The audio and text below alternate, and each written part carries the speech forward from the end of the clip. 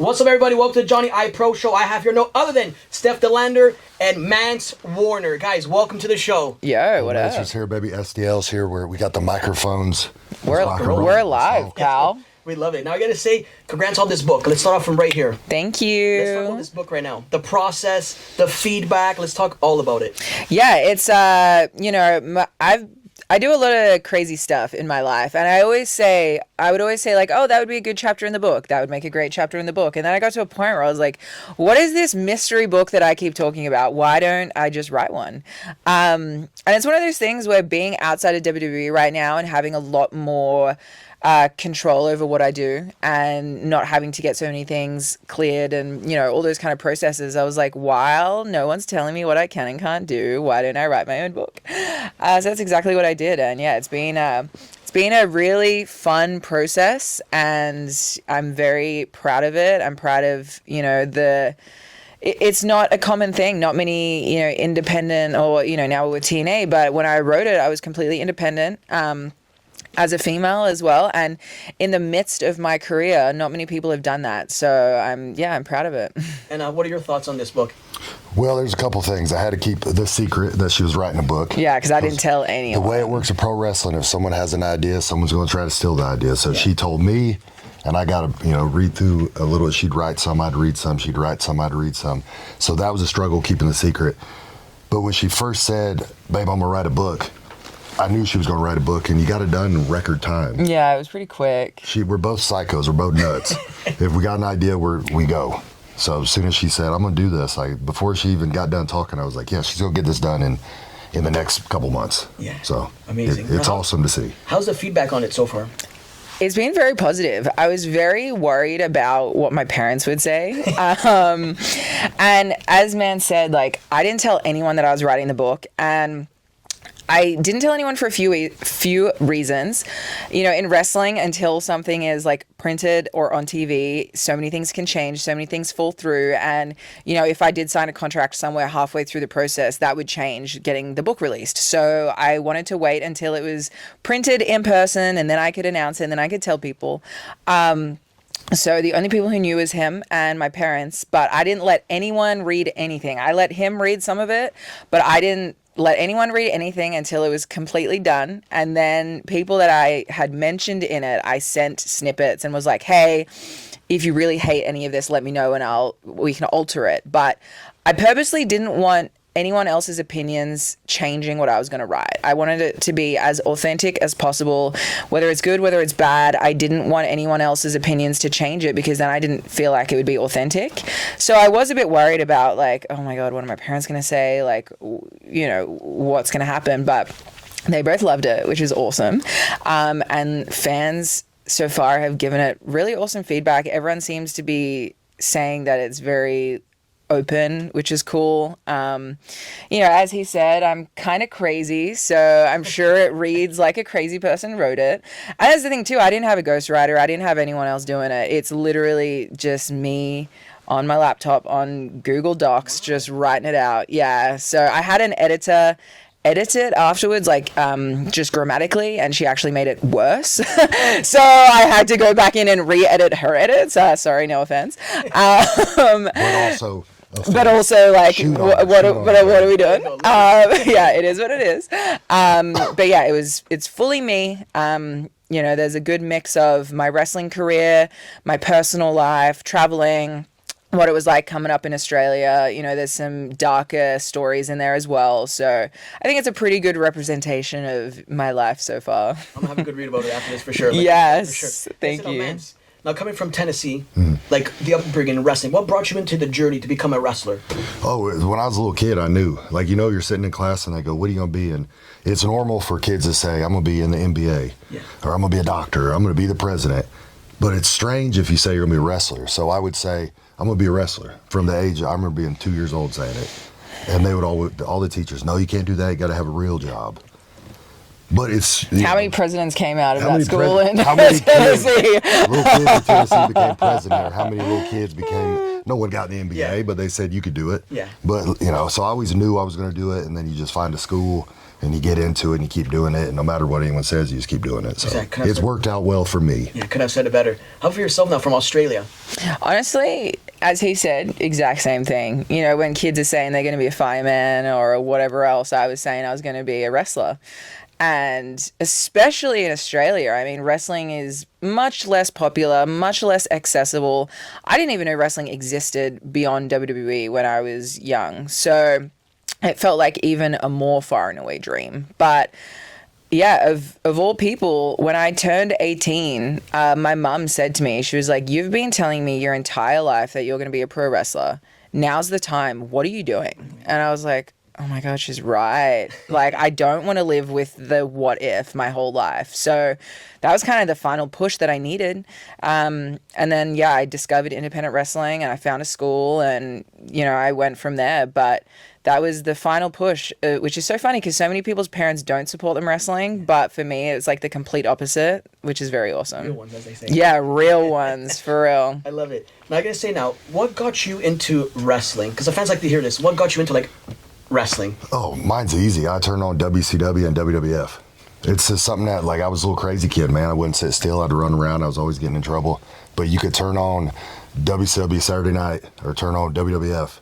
I don't know if it was the colors, if the fighting, the promos, whatever it was, I would zone out. And once my family realized we could get little baby Mance to shut the hell up if you turn on wrestling, that's what it was. I'd see that. Who are your favorites now growing up? Oh, how much time we got? I'll start naming people. Yeah, let's go. Back then, I loved all of them.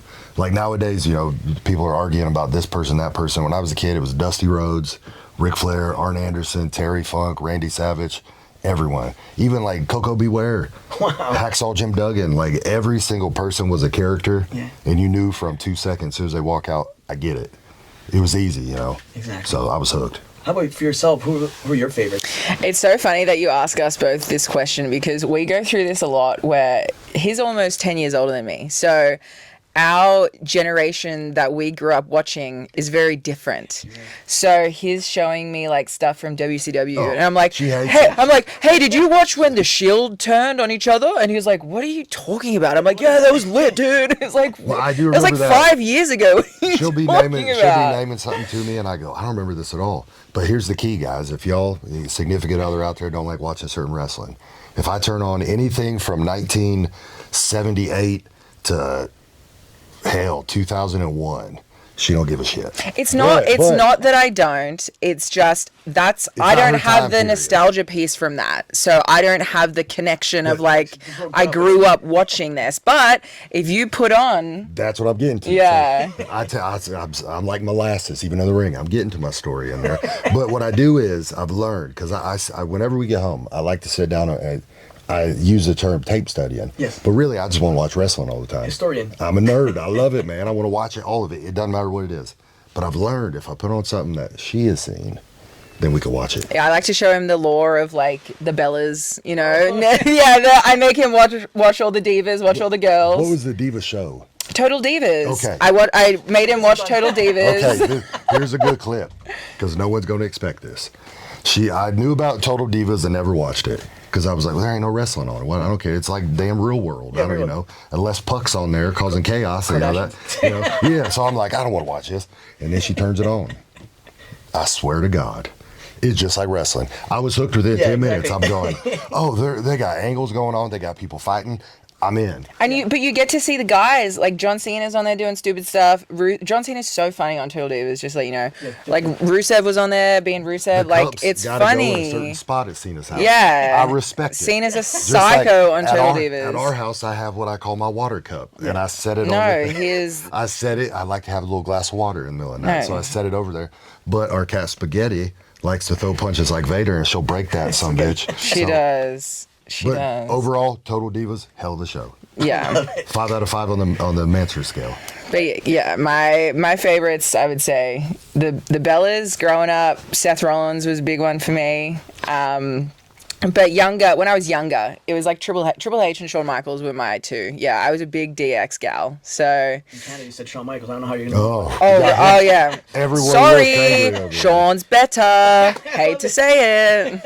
Don't come for me, Brett. I'm a Shawn gal. I switch my answer every here and there because I love them both. Yeah, exactly. But depending on who I'm around, I like to work everybody. So I'll go, Brett's the best of all time. And then if I'm around, I just get everyone going. You catch them off guard. You were trained PWA. Yeah. Let's talk about that there. Yeah. I was trained in PWA in Australia, it's a great training school. I mean, that's the foundations that they gave me really set me up for success for the rest of my career. My coaches traveled a lot, so they would go out and train in the US and train in Mexico and Japan and pick up a whole bunch of different styles and bring it back to Australia. So yeah, they really taught me a lot of different stuff about like the in-ring aspect of wrestling, which turned out very well for me. And yourself, Billy Rock. Billy Rock. Iconic. So basically, I found a school. It was in Lafayette, Indiana, and it was a storage unit. Legit, you opened it up, you had a ring, and that was it. So you would do cardio drills in the ring, or we'd run. But you got to remember too, this is during the winter time, and there'd be leaks in the roof, so there'd be ice on the ring or whatnot. But Billy he worked with Dory Funk a little bit, so I was trained by Billy, and then I started going to IWA Midsouth, and I was beat into the business. I love it. Now the best part, this is why I like to get into like the history and what you guys are known for, like just the wrestling from all these different, all over the place. Now Mance, you yourself, your time in IWA here, you fought the likes of Kingston, Homicide, you also became a champion there as well. Let's talk about your time there in IWA. So I always describe it as it was like the last territory. And some people, that's bullshit, whatever. What I mean by that is you got to remember IWA Midsouth was like the first big indie company. They had the TPI. They had all the tournaments. You had Combat Zone and IWA Midsouth. IWA Midsouth was running out of a flea market, so there'd be 2 shows every week. That means you have to wrestle in front of the same group of people, the same crowd. So you had to either get really good real quick, or you were the shits forever. So it's like you're in there. You got Tracy Smothers back there teaching you. You got Eddie Kingston, Homicide. You got Mitch Ryder. So all these people coming in, and it was like a old school Southern crowd. So they like a little bit of everything, but without being there, I don't think I would have become what I became. I had to learn how to cut promos. I had to have, the Mancer character is just Mancer. It's just me. I'm a redneck. Yeah. So, without being there, it would have took a little bit longer for me. Exactly. Now your time at MCW. Yes. Let's talk about that there. Yeah, I was the first ever MCW Women's Champion, which was really cool because that was the first company in Australia that I felt like really believed in me and really put me in a position to succeed. And a lot of really talented women these days, who have gone worldwide, like the Iconics and Toni Storm, Dakota Kai, Indy Hartwell, Rhea Ripley, like a lot of really big women have come out of MCW. So it was really cool for me to be able to be the first women's champion. Yeah, that's good. That must have been something different for you as well. And now I got to ask for you now, your feud I was good friends of the show as well, Josh Alexander. Yes. It was here as well, AAW. That feud went long, and I believe you're also champ for, 569 days? A long time. Yeah. But let's talk about the feud with Josh Alexander. So quite a lot of matches. Me and Josh, we had some matches there. He's like me. You get in there and we just beat the hell out of each other. Yeah. And I remember you could kind of feel it in the crowd. They're expecting, Josh is known for being one of the best technical wrestlers, and I'm known for being a crazy man.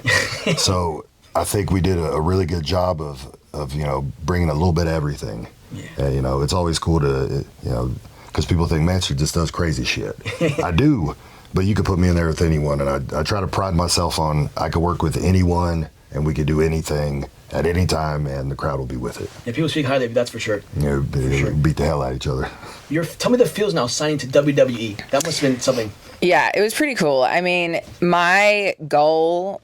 Look, the day I started training, I was like, I'm getting signed to WWE. Like, I just knew it. And it's funny because I saw Indy did an interview with Chris Van Vliet the other day, and she said the same thing. And it's true. We were both coming up in Australia, and since the day I started training, I knew I was going to get signed to WWE because for me, there was no other option. I wasn't doing it to be like a hobby on the weekends. I wasn't. The idea of throwing myself at the ground for $50 for the rest of my life was not in the cards for me. Like, if I was going to do this, I was going to commit and I was going to make it.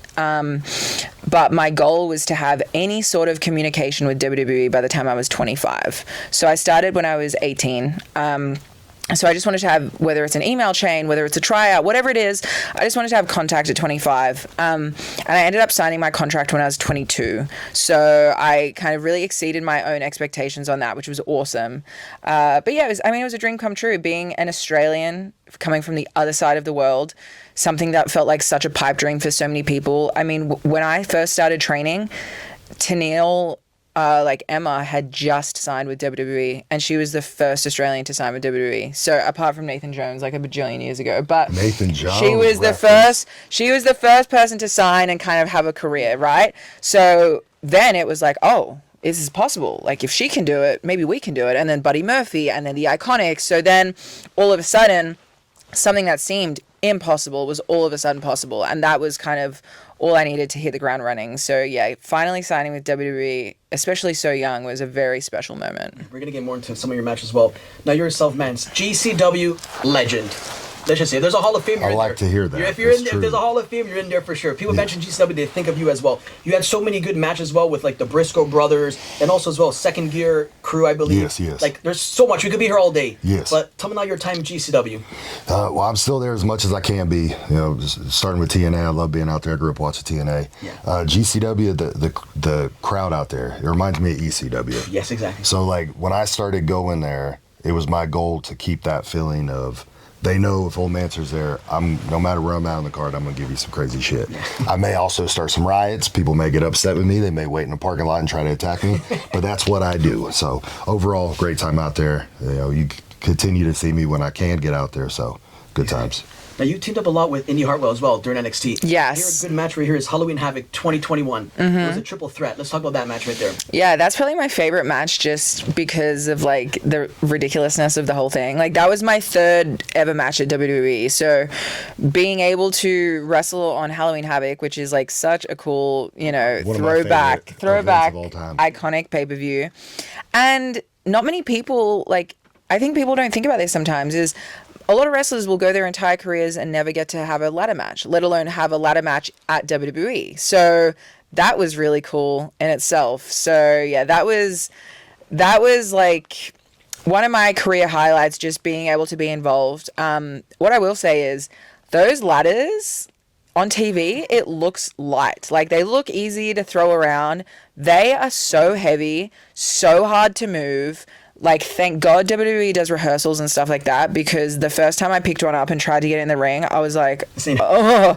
And I don't flip. I'm not going to the top rope. So it was my job to get them all in the ring and build them all. So yeah, that blew me away of like, oh my God, these guys make this look so easy on TV, and those ladders are not easy to move at all. And one other match as well was Vengeance Day. It was 2022 as well. And you've teamed up a lot with Indy as well. Yeah. What did I've noticed as well too, but I've seen you guys, you guys are always together. Yes. Like, what does she mean to you? Is she still a close friend to you? Yeah, 100%. I mean, we all had dinner yesterday. Yeah, we went to a steakhouse, kayfabe. No, we're still best friends. I mean, we started at the exact same time in Australia in 2 different states. We didn't know each other, but we connected. And our careers have really kind of paralleled the whole time. I mean, we're going along in Australia. She gets signed, I get released, she gets released. Now we're both in TNA, the same place at the same time. I think it's only a matter of time once I return from injury. I think we will see us reunite as a tag team again. The Knockouts Tag Team Championships, that's looking good. I got my eye on that. So yeah, it's cool. It's a cool full circle situation that we're in. Exactly. Now, one for yourself as well, Mance. There, you defeated, I believe you say it's Cyclops, and Parker as well. You became the GCW World Champion. That was a good highlight there as well. Do you recall that match there? The world title, I won that it was GCW. Me and Effie were in the Cage of Survival. Yes. He beat me. Effie did beat me. But I could cash in and get the GCW title shot whenever I wanted to. Yeah. So later that night, they had a big old, I don't even know what you would call it. It was a kind of, what was it? A gauntlet? A gauntlet, yeah. I should have thought of that. Jeff Jarrett. Gauntlet. Jeff Jarrett came up with that one. But so they do the gauntlet, and I'm a smart man. I'm a Southern psycho, but I'm also pretty smart. So I waited for my moment. I cashed in on Joey Janela, beat the hell out of him, and then took the title for a very long time. And the rest is history. Yes. Exactly. Now, your time at GCW with Matt Cardona. Yeah. That's up there. That's one of your highlights as well. Let's talk about that right there with Matt Cardona. Yeah, I mean, Matt asked me to be his heater, and I thought this is such a great opportunity.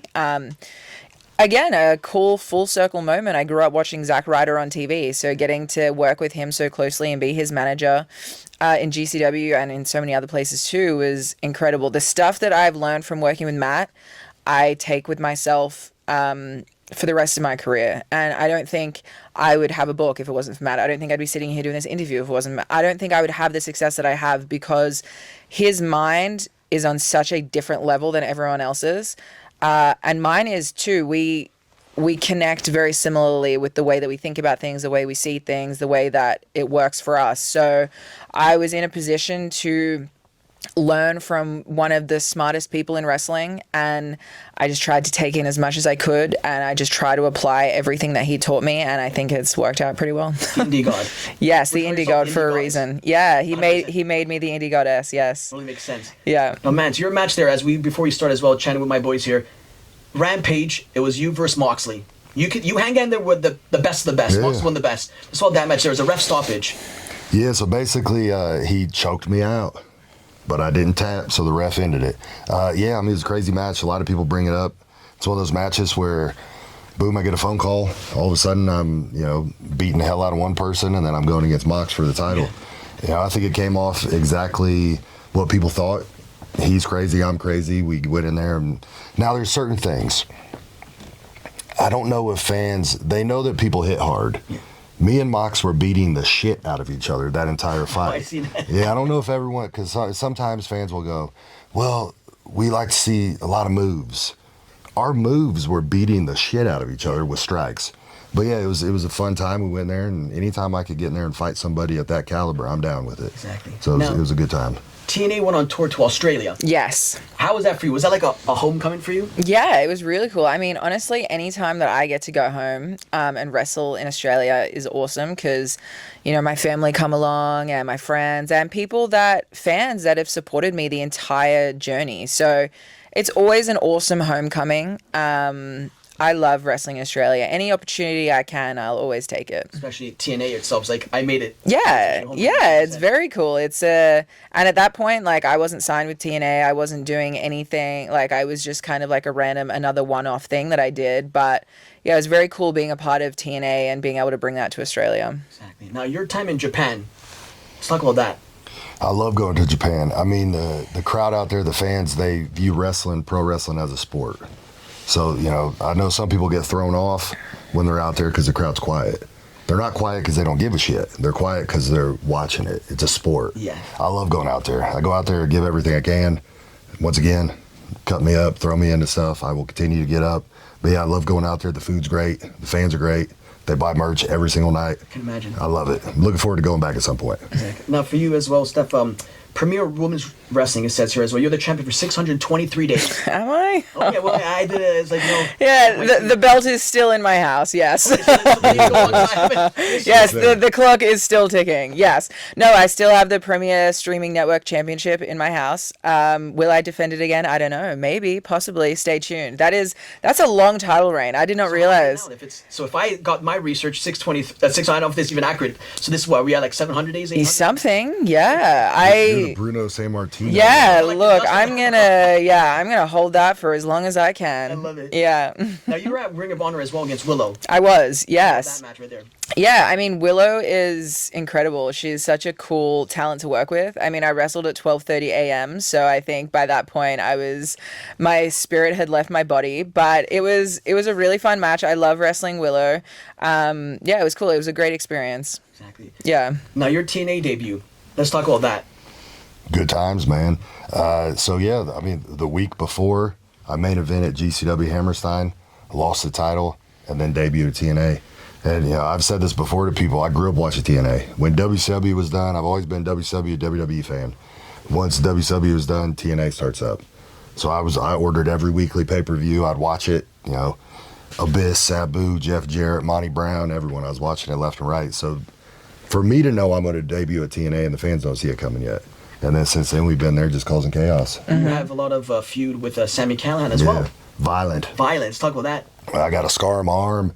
Barbed Wire Massacre, once again, to be in one of those matches. It's like, you think of TNA, you think of Barbed Wire Massacre, you think of, you know, all these matches, all this history that's been there. And for me to step in there and do the chaos that I do, me and Sammy tore the house down. We went out there, it was wild, it was chaotic. I got my tongue stapled to a table. That was viral. You know, so it was violent. And I'm happy to be there and see what happens next. I seen your head shaking there. Oh, you love that? Could I ask that? There's a moment in the match where my arm's cut up. They give me a towel, they're taping it up, and then lemon juice gets poured on my arm. And I look over at Steph, and it was the look of a angry wife. You're going to get it when you get home. I'm not a fan. I didn't like it, no. She looked horrified, and that was just her being horrified. Yeah, it was too much. It was horrific. But you know what? It makes great television. Everyone loves it. It was great for what it was. Is that the style of wrestling that I enjoy? No. But you must have known his history and all. Yeah, it's a southern. I can't contain Mance Warner. It's true. No one can. If I can't, no one can. She's got to deal with it, and it is what it is. This is I know what I signed up for. One day these scars he's gonna get little Botox injections, no, never. and we're gonna take care of that. I'm gonna have the beautiful Steve Corino forehead. The old school hero. I love it. Now, your little thing that you got going on, it wasn't little actually, my bad. It was huge with PCO. Yeah. Happy marriage? my ex Happy new marriage. My ex-husband. You know what? It was great. It was great. It was a great period in time. I remember when they approached me and they're like, so we have this idea for a storyline. And I was like, sure. And they're like, so what about a love angle with PCO? And I was like, you know what? After my time in NXT and after my storyline with Duke Hudson, I promised myself I would never do a love storyline ever again. But if there's ever a person that I'm willing to do it with, it's PCO. Yes. Because that is just the most ridiculous thing I've ever heard. This man is 60 years old. He's Frankenstein. He's dead, but alive. He does the most incredible, crazy things in matches. He has no regard for himself or anyone else. And I knew when they pitched it, I was like, the juxtaposition of his character and my character being together, it's going to be money. It's going to be great television. And because they wanted to do a wedding, initially, straight away they pitched a wedding. And I was like, again, it's one of those bucket list things of not a lot of people get to have a TV wedding. So if I can tick that off as well, I'm all for it. For me, if it makes great TV, I'm willing to do almost anything. I'm up for a lot. You got to talk about the costumes too. Well, yeah, those were amazing. I got to, it was a cool, fun story because I could do a lot of different cosplay stuff. For the wedding, I dressed as Bride of Frankenstein, and then for another one of the shows, I dressed up as Lydia because Beetlejuice 2 was coming out. I dressed as Jack Skellington because I love Nightmare Before Christmas. So it was cool to be creative with my outfits as well. Now, you're obviously an older head with wrestling that, you're a historian. There was the Macho Man wedding, obviously. Yes. There was, you probably know the Triple H with Stephanie. Mm-hmm. I'm trying to recall what other ones also are here as well that I'm trying to recall off the top of my head. I think for those, and maybe there's also, obviously yours. There's quite a few. There's not that many. Indy and Dexter had a wedding that I was actually Indy's bridesmaid for at NXT. Oh, NXT, yes. Yeah, so that was a cool full circle moment. They had, Rusev and Lana had their wedding when Liv Morgan came out as Lana's lover. So that was great. And then Bobby Lashley was there. Remember that whole ridiculous... that thing was ridiculous. Told you. What? We're putting over how... Yeah, this is great. Yeah. If they want to ask about 80s stuff, they go to me. No, anything recent? I got it. Yeah. We study the game. We're students of the game. Yeah, there's been some cool stuff. Yeah. Exactly. Now, you're also the TNA Digital Media's last champion as well. Mm-hmm. We were robbed. Yeah, absolutely robbed. They knew that I was never going to lose the championship. He was never going to lose the championship, so they had to just end the entire title. I think going down in history as the last of a champion is pretty cool. That's, I was, have it, whatever. I was the last TNA Digital Media Champion. We were the last TNA Digital Media Champions. No, I think, it it was a perfect storm, right? Like my ex-husband lost his mind, destroyed the title, brought my new husband into TNA.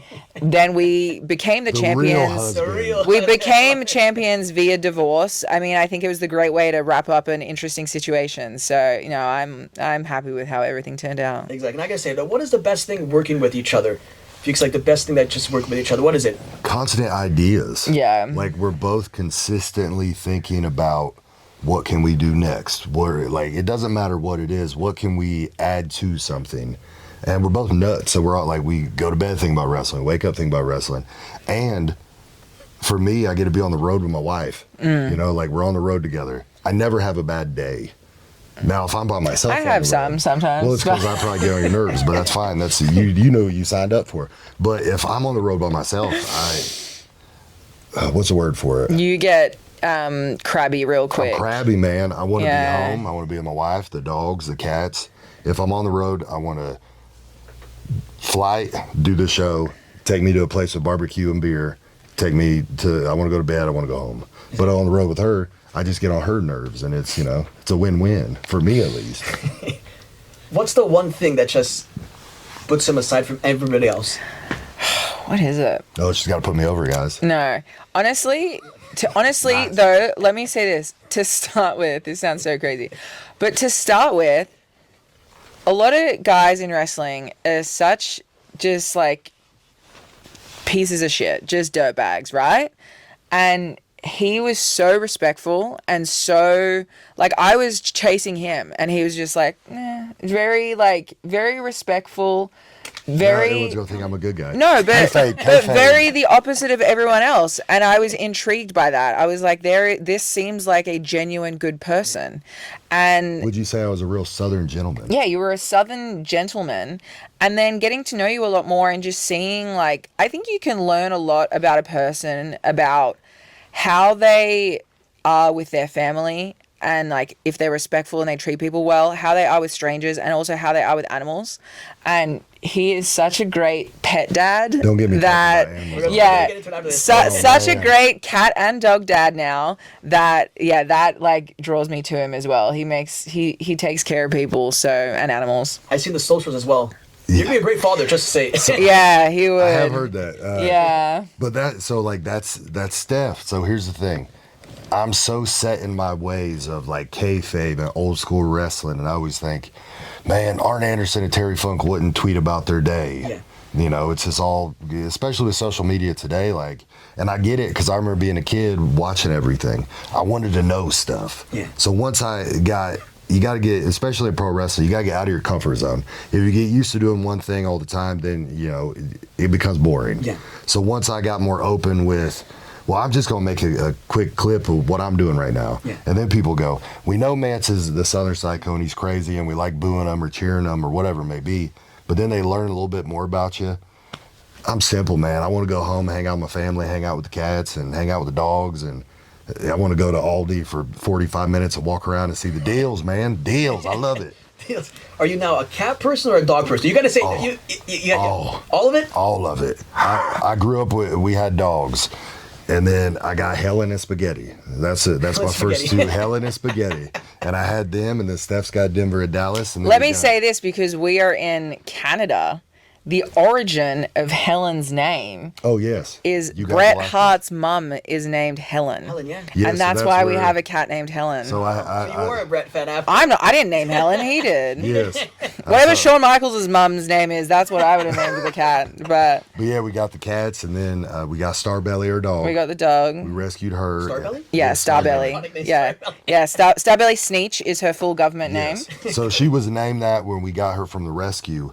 And then we realized quick, I think she needs a little friend. She was like in a hoarding situation with like 100 other dogs. They had 100 other dogs. Yeah, it was sad. So we got Starbelly, and we're like, she's got to have a little friend. And then... So then we got Grinch. So now we have Starbelly and Grinch. You hear names like Rocky, like all these like names. Yeah. Names I never heard before. Yeah, ridiculous. Yeah, we have Starbelly and Grinch. We got a whole bunch of cats. We got even more cats. We got four stray kittens in our bathroom right now that we're raising. We have a zoo, but that was what drew me to him, was his love for animals, I would say. I'm a real softie. Yeah, he Besides is. when I'm in the ring and I'm stabbing someone with a screwdriver. Then he's an absolute psychopath. I'm pretty sure when the kid comes in. Yeah. Softy Yeah. it is. Yeah, Mr. Softy. Yeah. I'm already there, man. I'm already a big old I softie. guess, where did you guys meet? Pro wrestling. Wrestling. Yeah. Did you recall event or no? The first time we I had a met her, match. Yeah, she beat me up. We had How's it like? This is great. So I remember you were getting there late. Yeah, it was a hardcore match.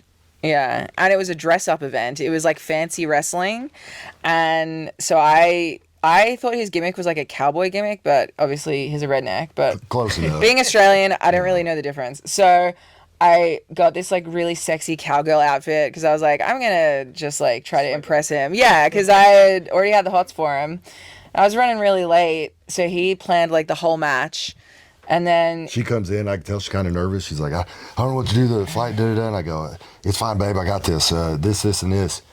Fast forward to the match. Oh, I also, back then I wore my satin jacket, my 80s jacket. Yes. So I did a whole deal where when I finally took it off, I was wearing a tie. Yeah. Because it was supposed to be like a dress-up thing. A dress-up dance type of thing. But no one dressed up besides her and me. I just wore a tie, but that's dressing up for me. Like I bought this at Target for $15. Is dressing up for me. You know, so we do the whole match. The match starts off, and at the time I didn't realize that she had not. look, I'm Sabu a me. WWE wrestler. I don't know how to use weapons and such. So he planned all this weapon stuff. But it was simple. It was simple. Yeah, you but know? still. So, but the first thing is she takes a chair and saboos it at my head. You meant to throw it like that, but like really hard. And I threw it, but as soon as I threw it, instead of going that way, the chair turned and went that way, and Never the seen legs, anything like the that. legs went straight into his eye. This was the opening spot. So I just like torpedoed the chair, legs first, into his eyes, and I was like, oh my God, I just killed my future husband, and he's gonna hate me. So he went down, and I was like, are you okay? Are you okay? And I couldn't hear what he was saying, so I thought he hated me the whole match because I thought I killed him.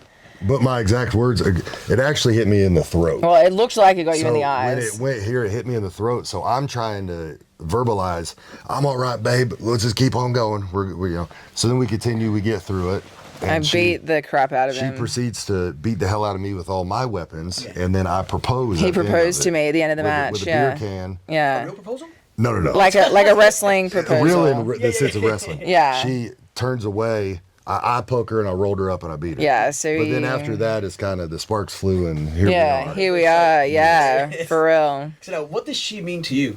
And she's my angel. Oh my God. Like it's on the road. I say I think everyone gets sick of hearing me because I land there and in pro wrestling, everyone's gonna bitch and moan and complain. I assume it's the same way if you work at a bank. You come in and someone's going, oh, so and so did this, and everyone's mad and angry. Yeah. Same thing in pro wrestling. I have. What's the word? Metamorphosized into the most positive man. You can ask any of my friends on the road. They go, Mance is the happiest we've ever seen. man. This son of a bitch. I'm still a psycho in the ring, but on the road, everyone will be bitching, and then they're all waiting for me, and then I go, I got nothing to complain about. Like good. I got my wife. We got our dogs, our cats. I'm ready to go home. I just want some barbecue at some point, and either some Moscow mules or a mixed drink or a beer, and then I'm gonna go home. So sorry if that offends any of the wrestlers. I'm always in a good mood now. Until the bell rings, I beat everyone up. Can I say that? She's my angel, man. She keeps me out of trouble. She's my Now- wife. Thank you. What does he mean to you?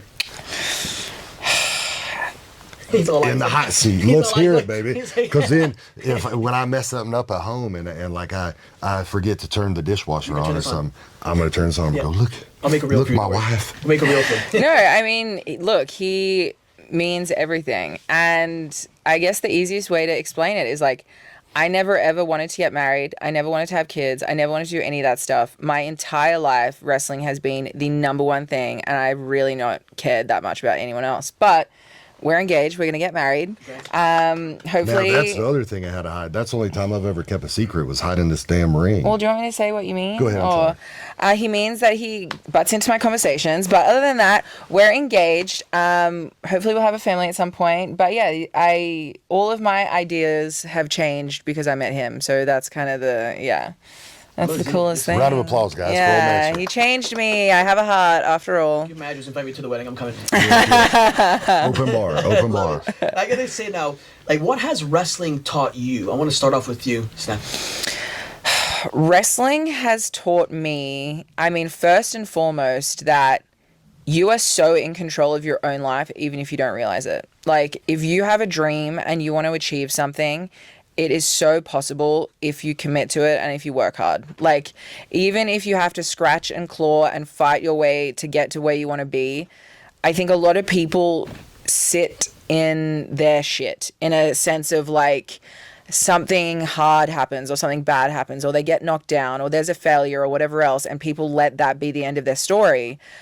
Guess what? In life and in wrestling, there are so many setbacks. There are so many things that are going to get you like down. And I mean, I've been fired by my dream job.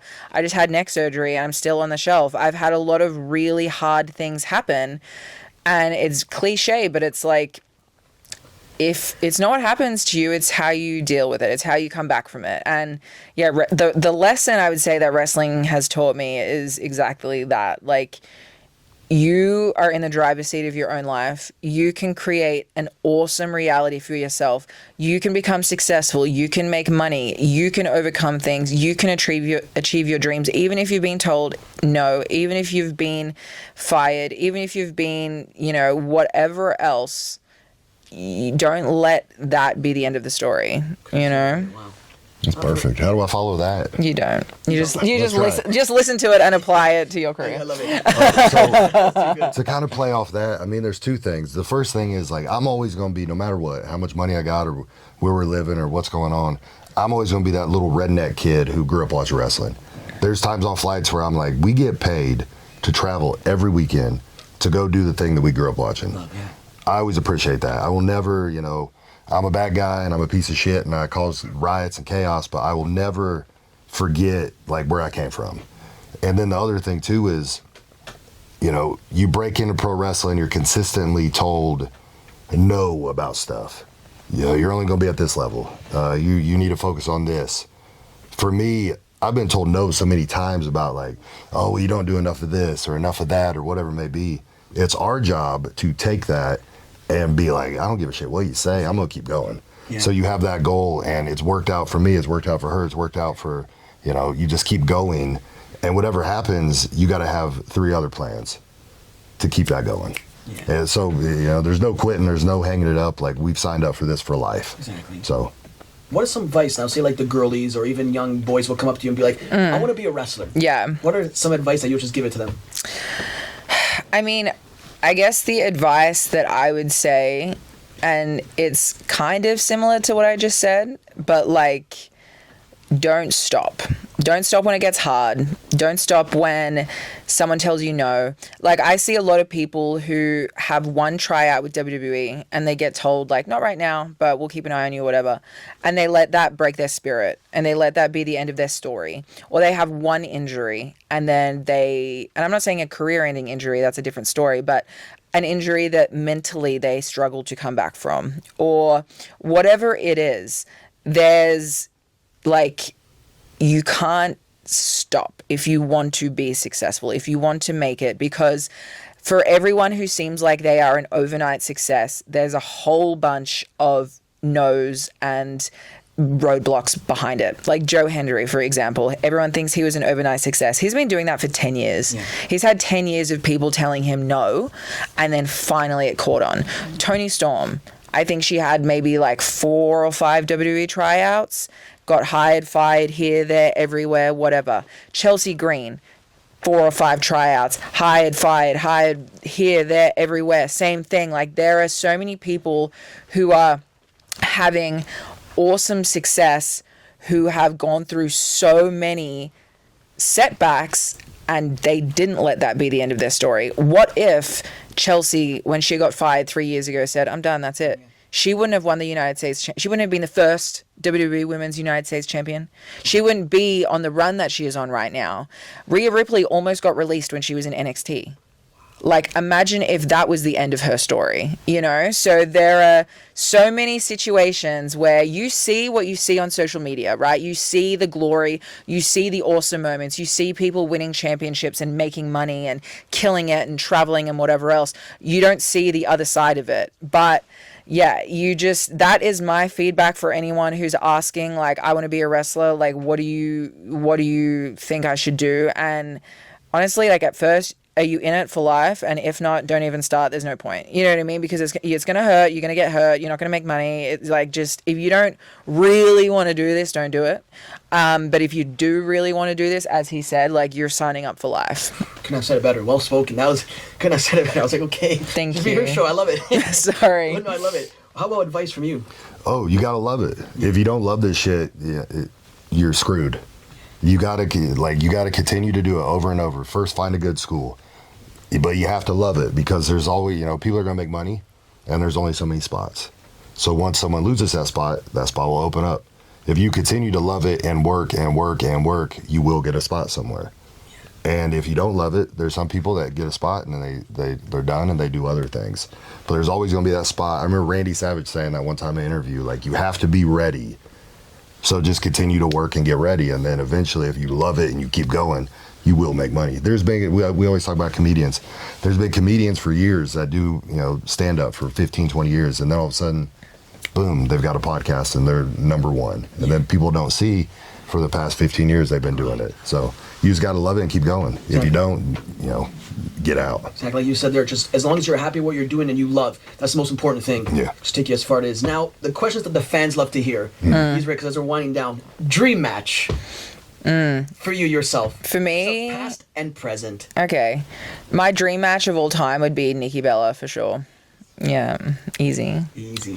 Past and present. Yeah. So past Terry Funk. Present, I would love to get in there with Kevin Owens. Okay. Oh, I can see the match. Just beat the hell out of each other. I love it. Now, how about this now? Mount Rushmore. But I'm gonna switch it up for you a little bit here now. Okay. Women Mount Rushmore. Okay. I would say China is on there for sure. I would say Trish Stratus, as far as, like, I feel like she's just revolutionized, you know what I mean? Like, just changed the game. Nikki Bella, of course. And then I would honestly, like, I know this sounds like favoritism, but I would put Chelsea Green on there, because I feel like she is again, like, revolutionizing this era of women's wrestling and is changing the game in her own right. So that's my Mount Rushmore. She was actually mentioned twice this week as Mount Rushmore, Chelsea Green. Yep. For others, yeah, seriously. Wow. There you go. Yep. Yourself? Oh, for mine, let's see here. Terry Funk, Randy Savage. It's hard for me to pick just a couple. Terry Funk, Randy Savage, let's go. Oh, man. Stone Cold. And let's throw HBK up there. Okay, HBK. For now. But you ask me in 2 hours, it could be something different. You know what I mean? I love it. Now, the TNA and WWE partnership. Are Yeah. you loving this partnership? I'm sure you get asked this a lot. Yeah, I mean, it's interesting. It's an interesting time that we're living in. Like, you never would have thought that you would be in a realm where TNA people are popping up on NXT and NXT people are popping up on TNA, and even with AAA now being in the mix. Like, there are so many possibilities that never seemed possible before, which is a really exciting time. I mean, we're in different spots. Like, I've done NXT. I've been there. I know how it works.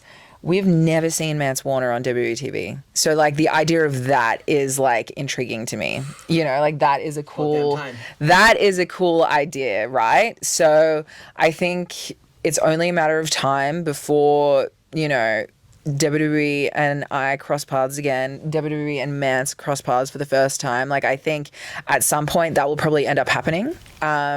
It'll just be, logistics and what makes the most sense. So stay tuned. You never know, old Master could roll up in NXT on my beautiful truck and hop out and beat the hell out of people in a parking lot. That parking lot's not safe out there. It's not safe. It's not safe. But yeah, like what Steph's saying, I mean, it's when I was a kid, you'd have the PWI or you'd have the WCW magazine, ECW, WWF, WOW magazine, just like, was it WOW that had all the crazy bloody picture? Anyways, I'm going on a tangent. What I'm trying to say is there's so many dream matches back then, and now you have that now. You got AAA, you got, You get WWE, NXT, TNA. There's so much stuff that could be done, and you can hear it with the fans. It's fun. Everyone's having fun. Everyone's wondering, guessing. You know, it's a good time of pro wrestling. Wrestling's cool again, as they say. Yes. Like right now, the current state of wrestling. What do you think it is right now? It's cool again. Yeah. When you see kids walking down the road wearing a Yeet shirt or a TNA Joe Hendry shirt or a Hardy Boy shirt, it's cool. Fans are, you know, everyone's into it again. Yeah, exactly. I love it. I gotta say now, when it's like, for you, when it's all said and done, what you say right now your most defining moment in your career is right now? Was it getting signed to WWE or perhaps working with your husband? Honestly, right now, I would say the most defining moment of my career is probably writing this book, honestly. And I know that sounds ridiculous, but when you think about all of the things, like a lot of people have been signed to WWE. A lot of people have, you know, not that many people, but a few people have had a TNA wedding or a TV wedding. A lot of, like, all of those career highlight moments. I don't know another independent female wrestler who in the middle of her career wrote and released her own book. You know what I mean? So it's like that is career defining in its own right, especially to myself. So I would say, like, especially right now, because it's current, like that feels like very career defining for me. My answer is going to be weird, and here's the reason. I always look at pro wrestling as our job is to entertain the fans and make a catalog.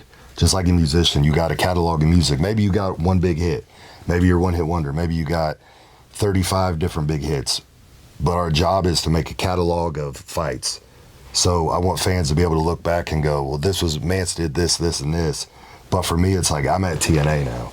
I'm focused on TNA. I want to be TNA champ at some point. I want to make my catalog include this now. So I just want to keep going and then look back at some point, and I want fans to go, I love this, I love this. For me, as long as I show up and they either cheer me, boo me, hate me, whatever it is, that's what I want. I want that catalog of years and years and years of doing this. So, exactly. And I want to hit the pay window every week. I love it. Now here's a question that I'm known for. I was at last. When it's all set and done, what do you want the fans to remember Steph DeLander as? I want the fans to remember Steph DeLander as the story of how to completely reinvent yourself once you get released from WWE.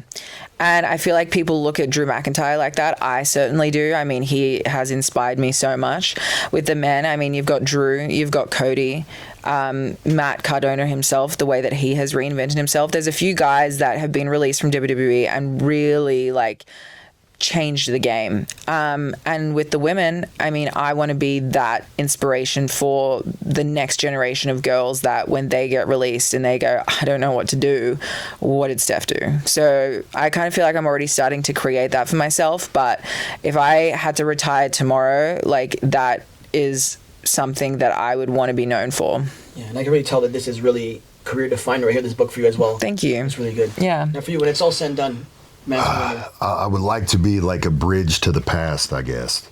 You know, because people are going to forget as time continues. They're not going to mention, you know, Mick Foley, Terry Funk, Bruiser Brody, the guys that I grew up idolizing.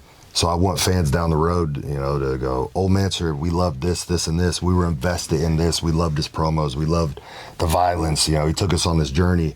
But also the older fans that are around to be like, he reminds me of Terry Funk. As long as I can continue that old school feeling of when Mancer and Steph come out here, it's going to be a little different than everything else. If I'm doing that, I'm doing my job. Exactly. Now, one message now to the fans, starting off with you, like just with you for your whole journey and stuff. Is there a message to the fans you'd like to let them know? Yeah. I mean, I guess the message to the fans is, like, everyone goes through hard stuff, right? And I know fans have their own struggles. Wrestlers also have their own struggles as well. And I think the most important thing that you can do is, no matter what you're doing, try and have fun with it.